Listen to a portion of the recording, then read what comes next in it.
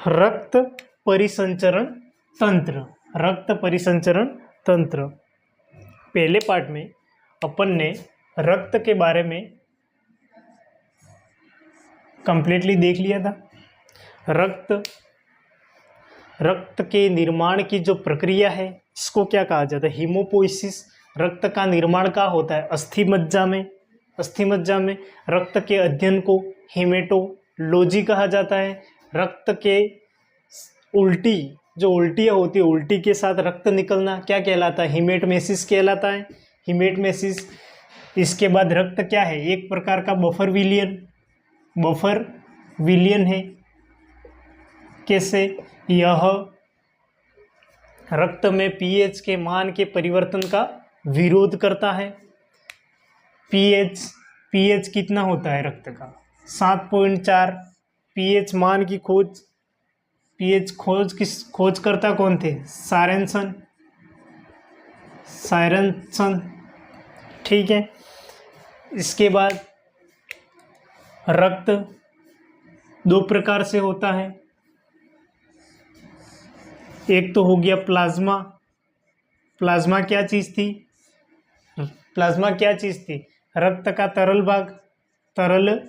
भाग। इसमें आ जाएगी आरबीसी, डब्ल्यूबीसी और प्लेटलेट्स। ठीक है। प्लाज्मा, इसका रंग कैसा होता है? रंग पीला होता है। रक्त का कितना प्रतिशत होता है?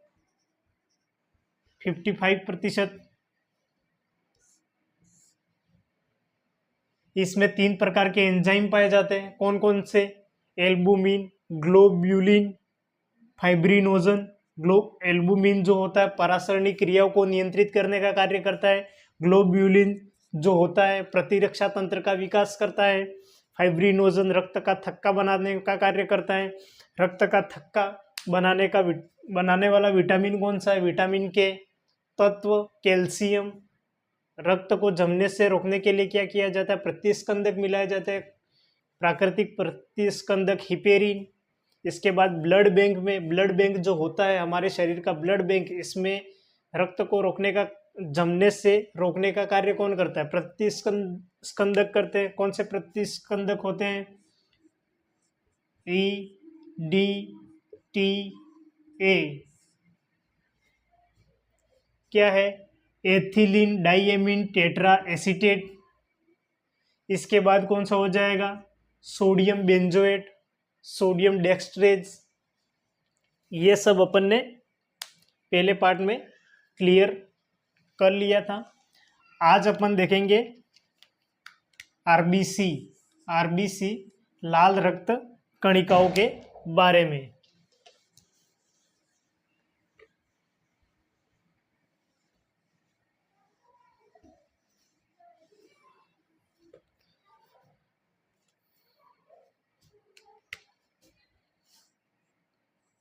RBC red blood cell.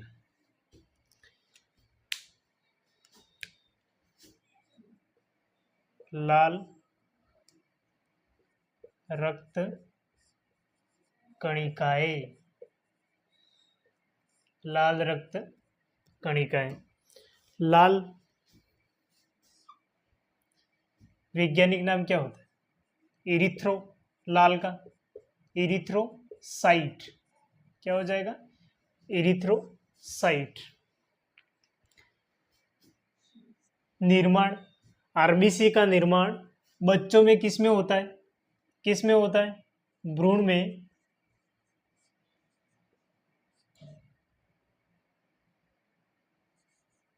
यकृत, लीवर।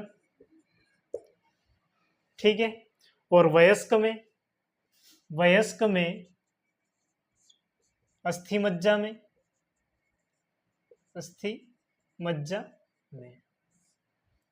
वयस्क में अस्थि मज्जा में। आरबीसी जो होती है लाल रक्त कणिकाओं की संख्या जो पुरुष में संख्या होती है पुरुष में 5.5 मिलियन, कितनी होती है? 5.5 मिलियन। और महिलाओं में 4.5 मिलियन होती है। इसके बाद आरबीसी का जीवन काल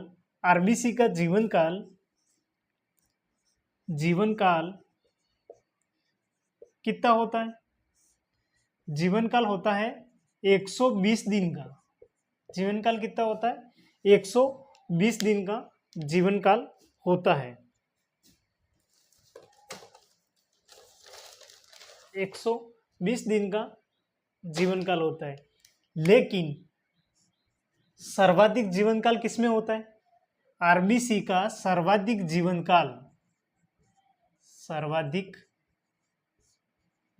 काल किसमें होता है? सर्वाधिक जीवन काल होता है कुत्ते में 145 दिन का। कितना? 145 दिन। 145 दिन हो गया।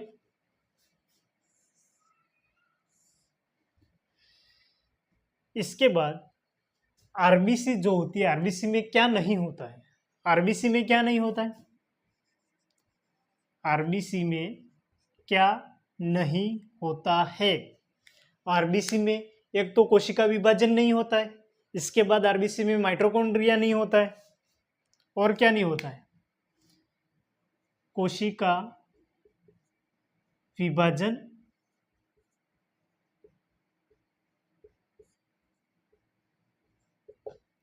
नहीं होता है। इसके अलावा माइटोकॉन्ड्रिया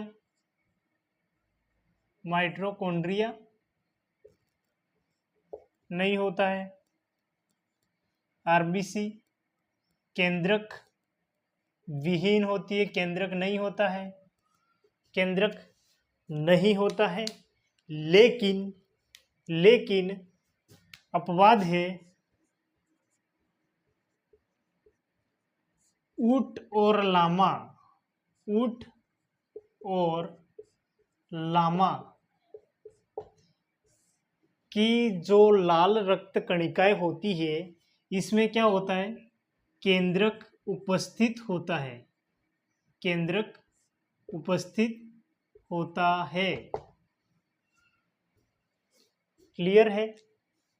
लाल रक्त कणिकाएं भ्रूण में निर्माण होता है, यकृत, लीवर में, वयस्क में, अस्थिमज्जा में।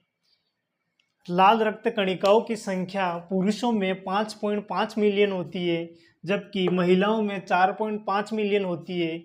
इनका जीवन काल 120 दिन का होता है। सर्वाधिक जीवन काल आरबीसी का सर्वाधिक जीवन काल कुत्ते में होता है 145 दिन का। आरबीसी में लाल रक्त कणिकाएं जो होती है, इनमें कोशिका विभाजन नहीं होता है, माइटोकॉन्ड्रिया नहीं होता है, और केंद्रक विहीन होती है। लेकिन अपवाद है, ऊंट और लामा में केंद्रक उपस्थित होता है। क्लियर है? यहां तक की कहानी। आगे देखेंगे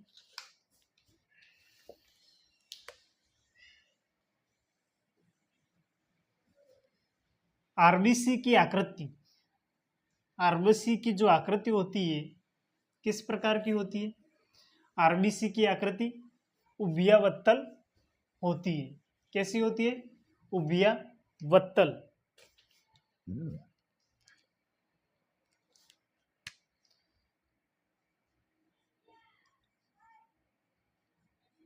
आकृति उभयावत्तल होती है। उभयावत्तल यानी चप्पल के आकार की। किसके आकार की? चप्पल के आकार की। चप्पल के आकार की हो गई। आरबीसी की सतह पर क्या पाया जाता है? आरबीसी की सतह पर क्या पाया जाता है? आरबीसी की सतह पर क्या पाया जाता है? एंटीजन, एंटीजन पाया जाता है।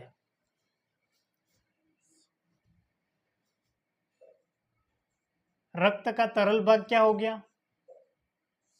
अभी बताया प्लाज्मा। प्लाज्मा की सतह पर क्या होता है?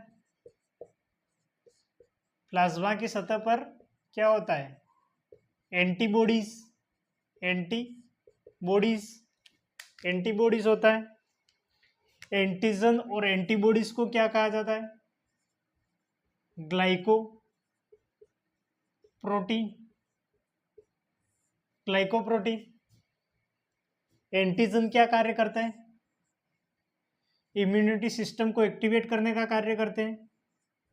प्रतिरक्षा तंत्र को सक्रिय करने का कार्य कौन करता है? एंटीजन करते हैं, एंटीजन करते हैं। और एंटीबॉडीज, एंटीबॉडीज जो है एंटीजन के प्रति सुरक्षा हेतु प्रतिरक्षा तंत्र द्वारा, प्रतिरक्षा तंत्र द्वारा किसका निर्माण किया जाता है? एंटीबॉडीज का निर्माण किया जाता है। ठीक है। आरबीसी की सतह पर क्या होता है? आरबीसी की सतह पर एंटीजन होता है। प्लाज्मा की सतह, रक्त का जो तरल भाग है, प्लाज्मा की सतह पर एंटीबॉडीज होता है। एंटीजन और एंटीबॉडीज ग्लाइकोप्रोटीन कहलाते हैं। ग्लाइकोप्रोटीन एंटीजन का कार्य क्या होता है? प्रतिरक्षा तंत्र को सक्रिय करने का कार्य करता है।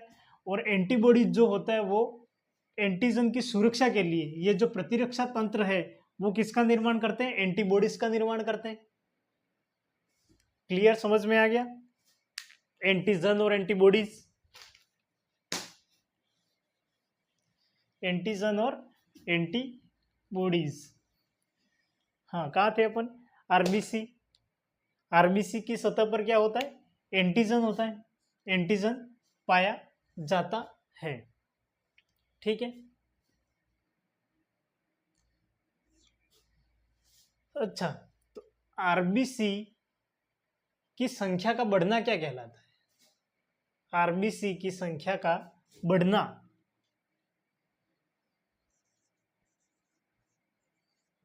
की संख्या का बढ़ना, बढ़ना और आरबीसी की संख्या का घटना क्या कहना? बढ़ना पॉलीसाइथीनिया, पॉलीसाइथीनिया,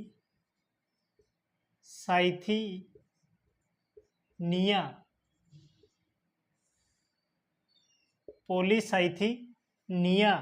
आरबीसी की संख्या का घटना एनीमिया,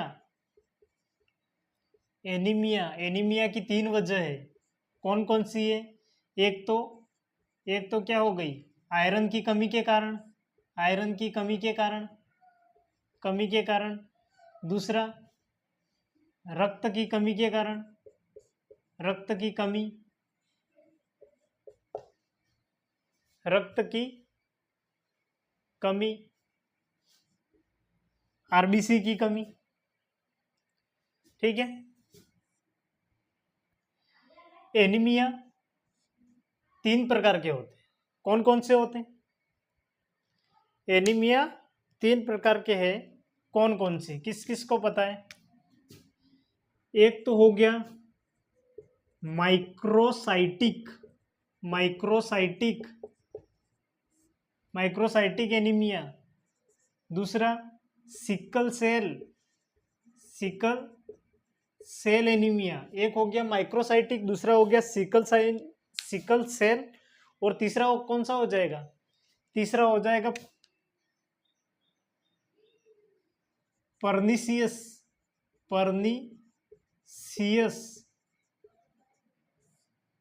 एनीमिया, पर्निसियस एनीमिया, पर्निसियस एनीमिया। कौन सा एनीमिया है? ये सबसे घातक एनीमिया होता है, सबसे घातक, सर्वाधिक घातक एनीमिया कौन सा हो जाएगा? पर्निसियस एनीमिया। किस कारण होता है? विटामिन विटामिन B12 की कमी की वजह से, बी कॉम्प्लेक्स में पढ़ा था याद है, विटामिन B12 की कमी से साइनोकोबालामिन, कौन सा विटामिन, क्या हो गया, cyanocobalamin, cobalamin, pernicious anaemia, vitamin B12 की कमी की वजह से क्या हो गया, आकृति उभयावतल चप्पल के आकार की आरबीसी की सतह पर एंटीजन होता है, एंटीजन और एंटीबॉडीज किस पे होता है, प्लाज्मा की सतह पर, प्लाज्मा कौन सा, रक्त का तरल भाग, एंटीजन इम्यूनिटी सिस्टम को एक्टिवेट करने का कार्य करते हैं, एंटीबॉडीज का निर्माण कौन करता है, प्रतिरक्षा तंत्र, क्यों करते हैं, एंटीजन की सुरक्षा के लिए। आरबीसी की संख्या का बढ़ना क्या कहलाएगा, पॉलीसाइथीनिया, आरबीसी की कमी, एनीमिया, एनीमिया एक आयरन की कमी के कारण, रक्त की कमी के कारण भी होता है, आरबीसी की कमी के कारण भी होता है। एनीमिया कितने प्रकार के होते हैं, 3 प्रकार के, माइक्रोसाइटिक, सिकल सेल और पर्निशियस एनीमिया। पर्निशियस एनीमिया जो होता है वो सबसे घातक होता है, क्यों, किस कारण होता है, विटामिन B12 की कमी के कारण, विटामिन B12 की कमी के कारण। आरबीसी में क्या होता है, आरबीसी में क्या होता है,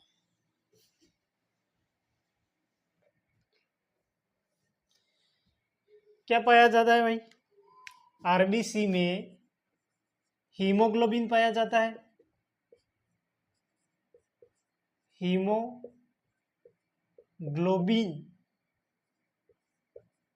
आरबीसी में हीमोग्लोबिन पाया जाता है।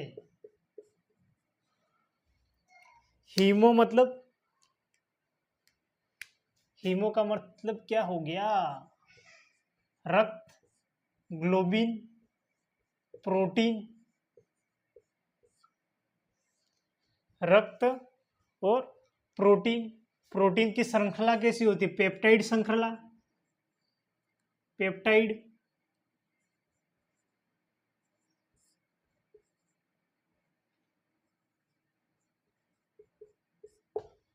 पेप्टाइड श्रृंखला।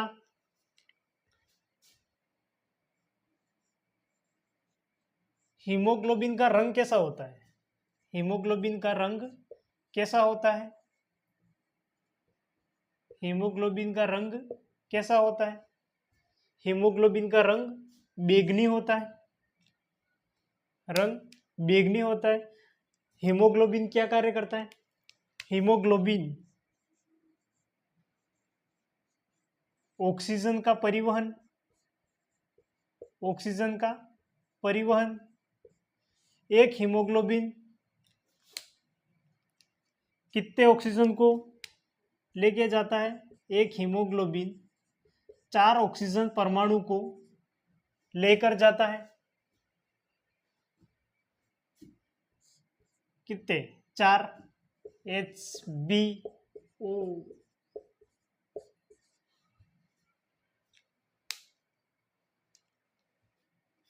क्या हो जाएगा ये, एक haemoglobin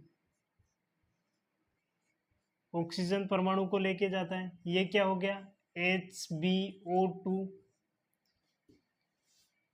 oxy haemoglobin, oxy haemoglobin, oxy haemoglobin.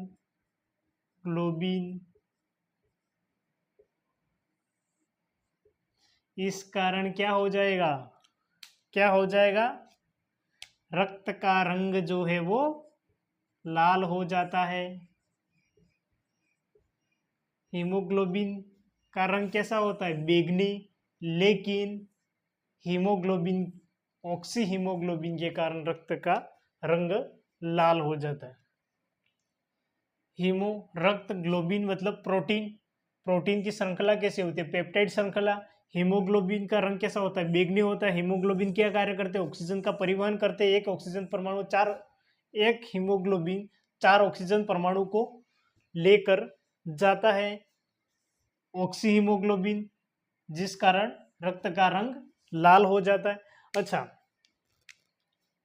Oxygen, ये तो हो गया एक हीमोग्लोबिन 4 ऑक्सीजन परमाणु लेकर जाता है, ठीक है।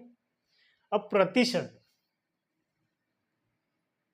कितना प्रतिशत होता है?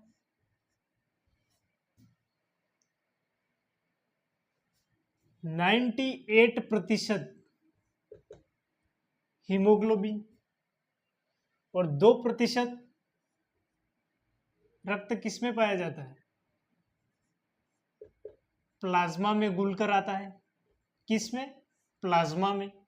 98% तो हीमोग्लोबिन और 2% प्लाज्मा में घुलकर आता है।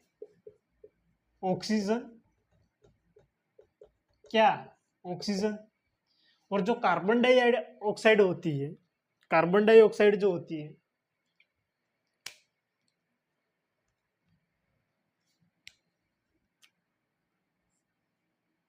सत्तर प्रतिशत तो सोडियम बाइकार्बोनेट से, 70% तो सोडियम बाइकार्बोनेट से, 27% हीमोग्लोबिन में घुलकर और 3% प्लाज्मा में घुलकर कार्बन डाइऑक्साइड। क्लियर है? ये चीज ध्यान में रखना, ये चीज ध्यान में रखना।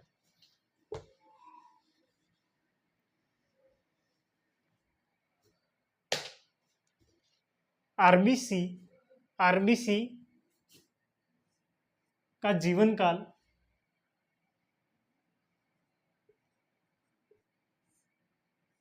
समाप्त होता है प्लीहा या तिल्ली में जाकर आरबीसी का जीवन काल समाप्त हो जाता है, इसलिए इसे रक्त का कब्रिस्तान क्या कहा जाता है? रक्त का कब्रिस्तान, रक्त का कब्रिस्तान, कब्रिस्तान, रक्त का कब्रिस्तान या शरीर का ब्लड बैंक, शरीर का ब्लड बैंक, शरीर का ब्लड बैंक किसे कहा जाता है? प्लीहा या तिल्ली को। अच्छा, रक्त में कौन सी धातु होती है? लोहा, आयरन, फेरस। रक्त में कौन सी धातु होती है? Iron, Fe+2।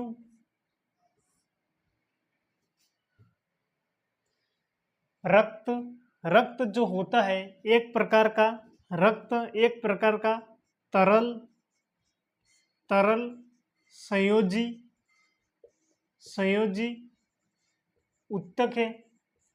रक्त एक प्रकार का क्या है? तरल संयोजी उत्तक है। रक्त एक प्रकार का तरल संयोजी उत्तक है। आरबीसी, हीमोग्लोबिन, रक्त, प्रोटीन, पेप्टाइड श्रृंखला। रंग कैसा होता है? बैंगनी। एक हीमोग्लोबिन जो होता है वो 4 ऑक्सीजन परमाणु को लेकर जाता है। ऑक्सी हीमोग्लोबिन रक्त का रंग जो होता है लाल हो जाता है। इसके बाद ऑक्सीजन, ऑक्सीजन में 98% जो होता है हीमोग्लोबिन में घुलकर हीमोग्लोबिन लेकर जाता है और 2% जो होता है प्लाज्मा में घुलकर ऑक्सीजन का परिवहन होता है। इसकी तरह कार्बन डाइऑक्साइड, कार्बन डाइऑक्साइड में 70% जो होता है सोडियम बाइकार्बोनेट और 27% हीमोग्लोबिन और 3% प्लाज्मा में घुलकर जाती है। इसके बाद आगे आपने हीमोग्लोबिन में आयरन, लोहा धातु होती है। यह एक प्रकार का तरल संयोजी उत्तक होता है। इसके बाद अपन देखेंगे WBC, श्वेत रक्त कणिकाएं।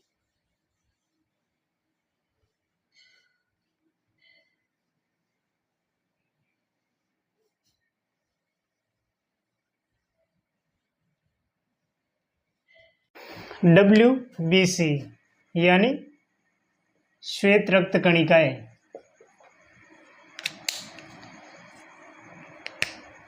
श्वेत रक्त कणिकाएं क्या कार्य करती है ये? भक्षण का कार्य करती है।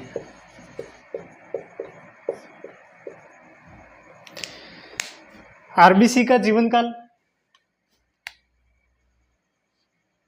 120 दिन का हो रहा था। डब्ल्यूबीसी का जीवन काल जो है 5 से 6 दिन का होता है। जीवन काल। डब्ल्यूबीसी की संख्या 8,000 से 11,000 तक होती है।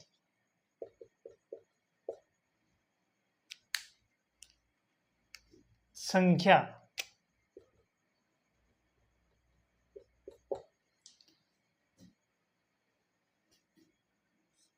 आरबीसी और डब्ल्यूबीसी लाल रक्त कणिकाएं और श्वेत रक्त कणिकाओं का अनुपात 600:1 होता है। 600 आरबीसी पर 1 डब्ल्यूबीसी होनी चाहिए। ठीक है। आरबीसी को क्या कहा जा रहा था? इरिथ्रोसाइट। डब्ल्यूबीसी को ल्यूकोसाइट। क्या कहा जाता है? ल्यूकोसाइट। क्लियर है? श्वेत रक्त कणिकाएं ल्यूकोसाइट भक्षण का कार्य करती है। जीवन काल 5 से 6 दिन का होता है। संख्या 8,000 से 11,000 तक होती है। अनुपात 600 आरबीसी पे 1 डब्ल्यूबीसी होनी चाहिए।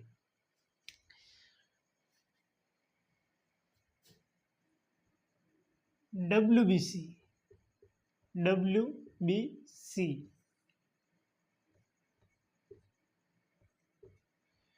डब्ल्यूबीसी का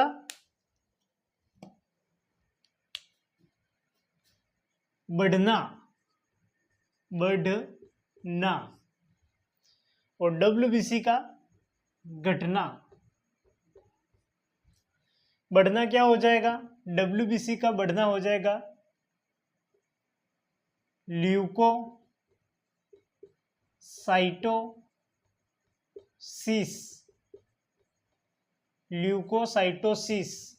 और डब्ल्यूबीसी का घटना हो जाएगा ल्यूकोपीनिया।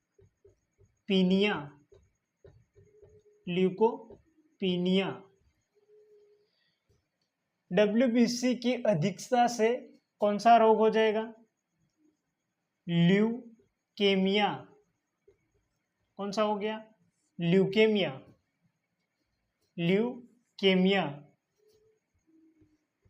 कमी से एड्स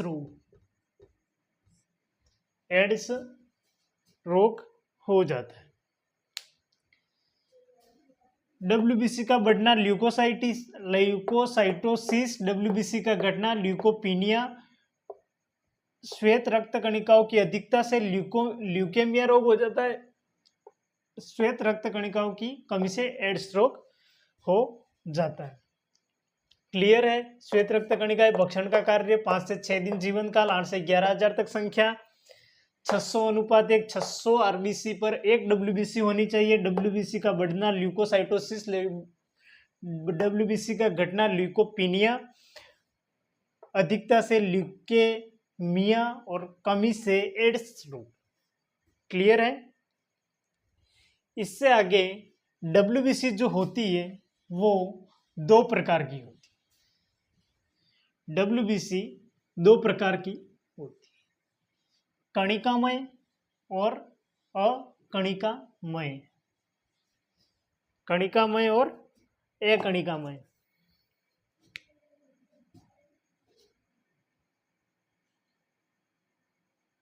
डब्ल्यूबीसी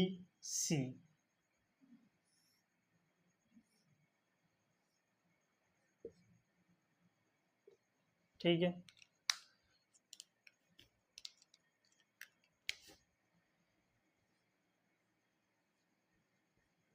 कणिकामय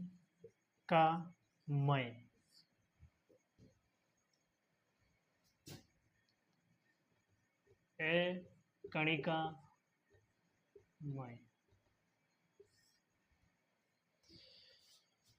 कणिका जो मय जो होती है वो 3 प्रकार से होती है। कौन कौन सी हो गई? B E N. बी का मतलब हो गया बेसोफिल, बेसोफिल। ई का मतलब हो जाएगा ई ओ सिनोफिल।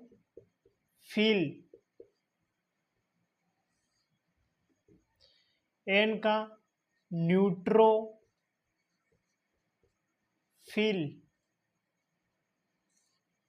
न्यूट्रोफिल। बेसोफिल क्या कार्य करती है? बेसोफिल क्या कार्य करती है?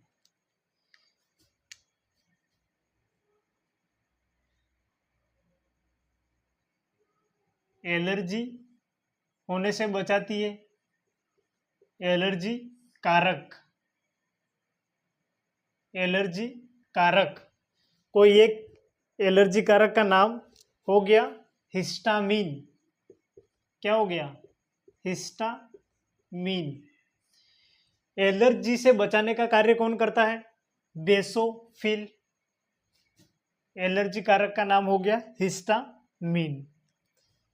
इसको और क्या कहा जाता है? मास्ट कोशिका, मास्ट कोशिका। क्या कहा जाता है? मास्ट कोशिका। ये क्या कार्य करती है? संक्रमण से बचाने का कार्य करती है। कौन करता है? इयोसिनोफिल। इयोसिनोफिल क्या कार्य करती है? संक्रमण से बचाती है, संक्रमण से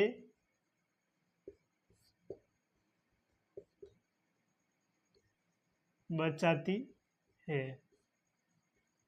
इसका अन्य नाम क्या हो जाएगा? Acidophil, acidophil.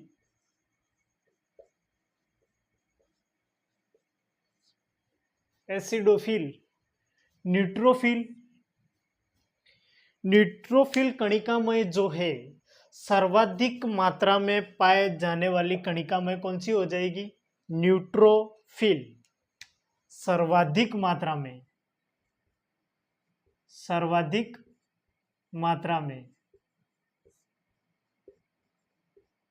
सर्वाधिक मात्रा में कौन है? न्यूट्रोफिल। कितना प्रतिशत होता है? 65%। 65%। क्योंकि यह क्या करती है? भक्षण का कार्य, भक्षण का कार्य करती है। कौन सी डब्ल्यूबीसी सर्वाधिक मात्रा में पाई जाती है? तो न्यूट्रोफिल जो डब्ल्यूबीसी है, न्यूट्रोफिल श्वेत रक्त कणिकाएं जो होती है सर्वाधिक मात्रा में पाई जाती है, 65% पाई जाती है, क्योंकि यह भक्षण का कार्य करती है। क्लियर है? इसके बाद अकणिकामय जो है वो भी 2 प्रकार से होती है।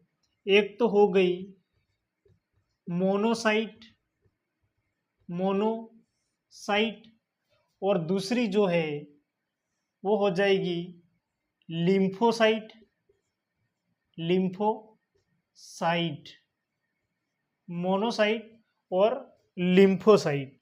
मोनोसाइट जो होती है सबसे बड़े आकार की कणिकामय, सबसे बड़े आकार की डब्ल्यूबीसी।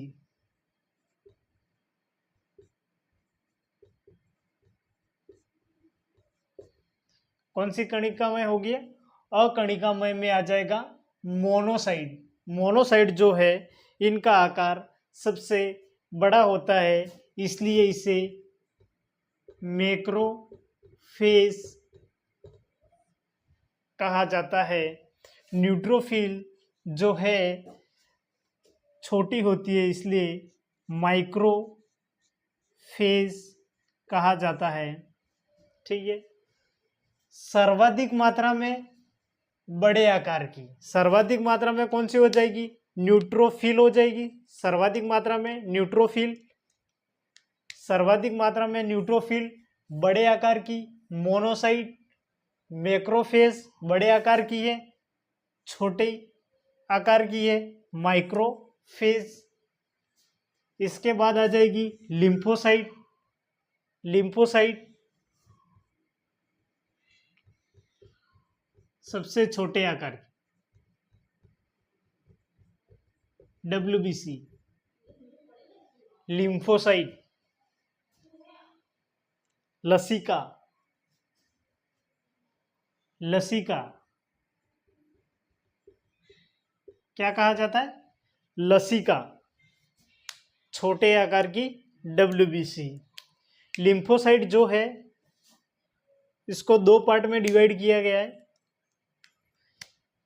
एक तो हो गई बी लिम्फोसाइट और एक हो गई टी लिम्फोसाइट। बी लिम्फोसाइट जो है वो एंटीबॉडीज का निर्माण करती है, antibodies. B lymphocyte, B lymphocyte का निर्माण कहाँ होता है? अस्थि मज्जा में। कहाँ होता है? अस्थि मज्जा में। टी लिम्फोसाइट थाइमस का निर्माण करती है, थाइमस ग्रंथि जो होती है। इसके अलावा सर्वाधिक जीवन काल, सर्वाधिक जीवन काल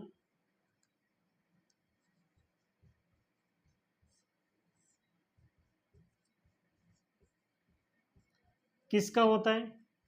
टी लिम्फोसाइट का।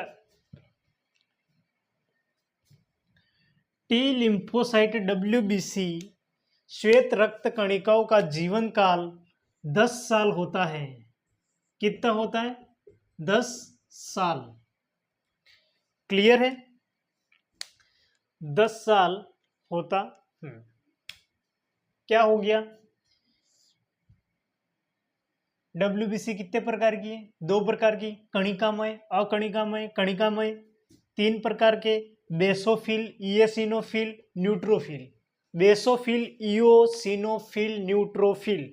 बेसोफिल जो है वो एलर्जी से बचाने का कार्य करती है। इओसिनोफिल जो है संक्रमण से बचाने का कार्य करते हैं। इसके बाद न्यूट्रोफिल सर्वाधिक मात्रा में पाया जाने वाला WBC क्या है? न्यूट्रोफिल कितने प्रतिशत है? 65%। क्यों? भक्षण का कार्य न्यूट्रोफिल कणिका ही करती है। बेसोफिल मास्ट कोशिका, इओसिनोफिल एसिडोफिल और न्यूट्रोफिल जो है माइक्रोफेज कहलाता है। इसके बाद अकणिकामय हो गया। अकणिकामय मोनोसाइट और लिम्फोसाइट 2 प्रकार की होती है। मोनोसाइट सबसे बड़े आकार की होती है, लिम्फोसाइट जो होती है वो छोटे आकार की होती है। लिम्फोसाइट 2 प्रकार से होती है, बी लिम्फोसाइट और टी लिम्फोसाइट। बी लिम्फोसाइट जो है वो एंटीबॉडीज का निर्माण करती है। बी लिम्फोसाइट का जो निर्माण होता है वो बोन मेरो अस्थि मज्जा में होता है। टी लिम्फोसाइट जो है इसका जीवन काल 10 साल का होता है। सर्वाधिक जीवन काल टी लिम्फोसाइट का होता है। इसका जो परिपक्वन है, WBC का परिपक्वन जो है वो टॉन्सिल, प्लीहा किसमें होता है? परिपक्वन WBC का परिपक्वन कहाँ होता है? एक तो टॉन्सिल, प्लीहा और थाइमस ग्रंथि में। टॉन्सिल,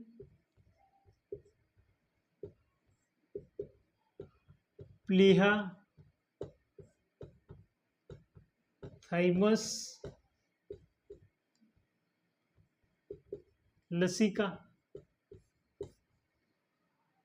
थाइमस, लसिका, लिम्फोसाइट परिपक्वन यहाँ होता है। आरबीसी डब्ल्यूबीसी दोनों क्लियर है।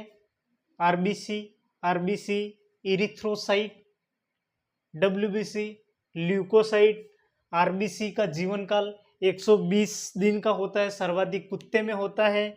डब्ल्यूबीसी का जीवन काल 5 से 6 दिन का होता है। आरबीसी डब्ल्यूबीसी का अनुपात 600:1 होता है। इसके अलावा जो आरबीसी की संख्या है पुरुषों में 5.5 मिलियन की होती है, महिलाओं में 4.5 मिलियन होती है, जबकि डब्ल्यूबीसी में संख्या 8 से 11,000 तक ही होती है।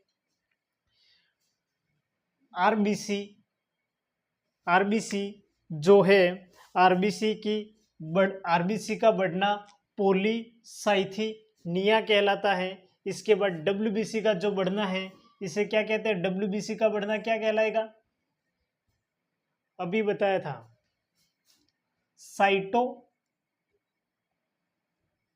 बढ़ना क्या कहलाएगा? Cytosis, leukocytosis.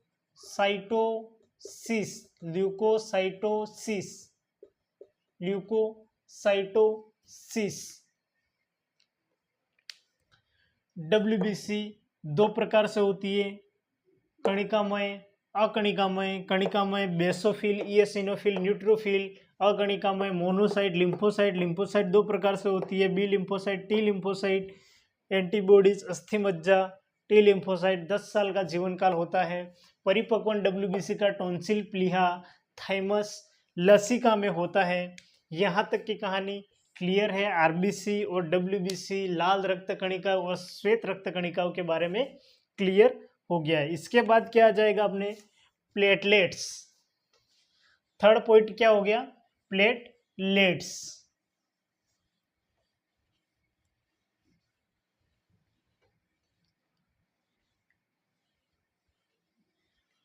प्लाज्मा क्लियर हो गया। इसके बाद आरबीसी डब्ल्यूबीसी क्लियर हो गए। अब क्या है? प्लेटलेट्स।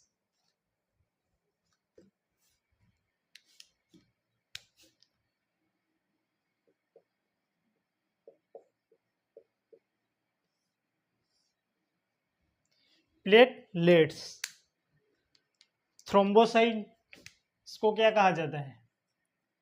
थ्रोम्बोसाइट,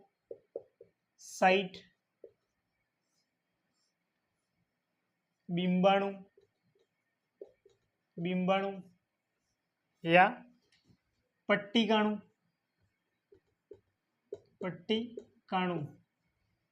बिंबाणु, पट्टिकाणु।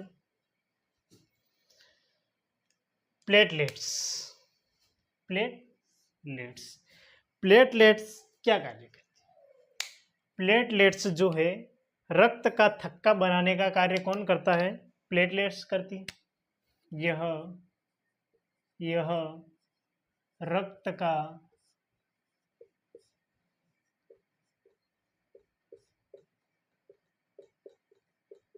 थक्का बनाती है। इसके बाद प्लेटलेट्स की कमी से कौन सा रोग होता है? किस किस को पता है और किस किस को नहीं पता है भैया? प्लेटलेट्स की कमी से कौन सा रोग होता है? प्लेटलेट्स की कमी से डेंगू रोग होता है। डेंगू रोग होता है। डेंगू में कौन सा वायरस होता है? अरबो वायरस। कौन सा वायरस होता है? अरबो वायरस। प्लेटलेट्स की कमी से हो जाएगा डेंगू रोग। डेंगू में कौन सा वायरस होता है? अरबो वायरस होता है। ठीक है। इसके लिए ऊँटनी का दूध,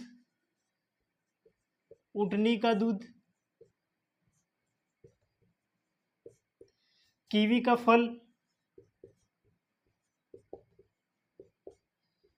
का फल, इसके अलावा बकरी का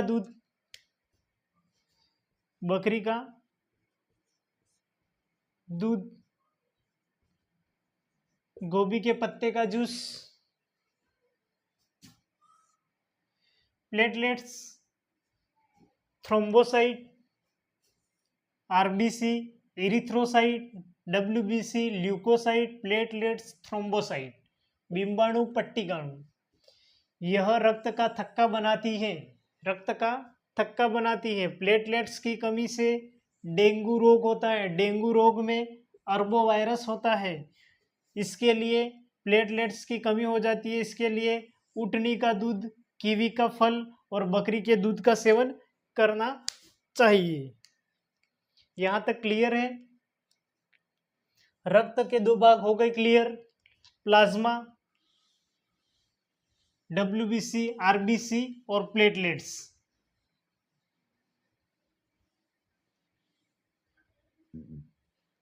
क्लियर है?